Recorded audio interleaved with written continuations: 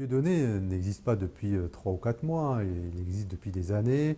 Celui qui a donné le départ, c'est quand même Manuel Valls. On n'était plus seulement dans la question est-ce que Dieudonné est quelqu'un de respectable ou pas.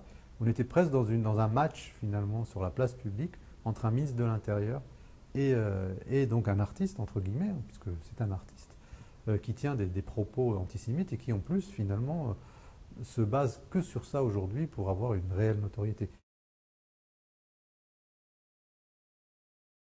Le spectacle Mur est quand même très très violent. Et finalement, il s'est passé juste le temps d'incubation pour des propos d'une telle violence. Et c'est vrai que c'est Manuel Valls qui a soulevé ce problème après la diffusion d'un reportage à la télé.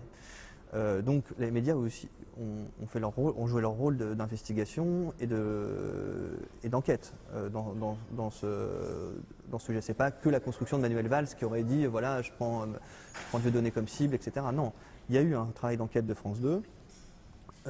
Manuel Valls a réagi, c'est son droit, c'est le ministre de l'Intérieur, c'est son rôle aussi. Moi, c'est sûr que je ne peux pas m'empêcher de penser que Manuel Valls, il a calculé son coup et il s'est offert 2 semaines dans la lumière. Mais en faire comme ça un récit médiatique à l'heure, à la minute, avec le Conseil d'État saisi dans le quart d'heure, qui rend sa décision comme un seul homme. Et donc il a tout mélangé, donc il a créé une espèce de tempo où on a presque valorisé la parole de Dieudonné.